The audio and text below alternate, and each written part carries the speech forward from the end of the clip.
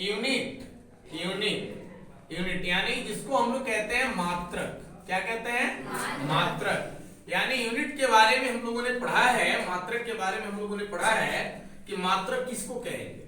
तो जब हम किसी चीज को हमें मापने या तौलने की आवश्यकता होती है या नहीं होती है?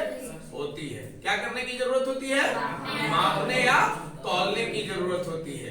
तो हम किसी चीज को मापने या तौलने के लिए हम किसी उपकरण की सहायता से हम उसको मापते या तौलते हैं।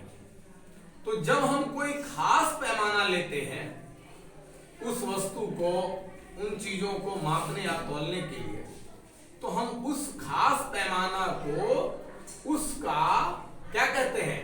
मात्रक कहते हैं। जिसमें हम उस मापन को व्यक्त करते हैं उसको हम क्या कहते हैं? मात्रक कहते हैं।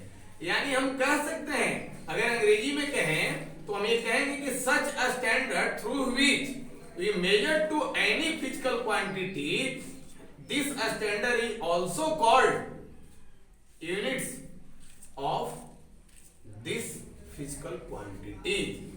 दैट मीन्स कहने का मतलब यह हुआ कि सच फिजिकल क्वांटिटी है ना, वह भौतिक राशि, such physical through which we measure to any, है ना, यानी एक ऐसा पैमाना जिसके द्वारा हम किसी भौतिक राशि का मापन करते हैं, उस भौतिक राशि का मात्रक कहलाता है ना।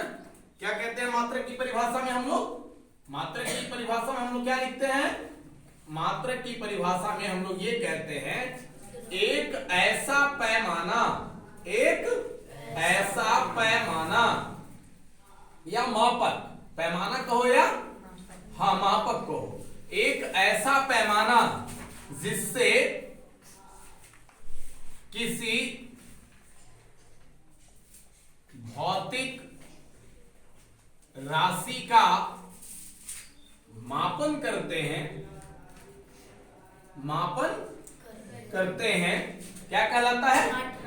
मात्रक। एक लाइन में परिभाषा मात्रक कहते हैं, मात्रक कहते हैं। प्यारे बच्चों, यह मात्रक होता कितने प्रकार का है?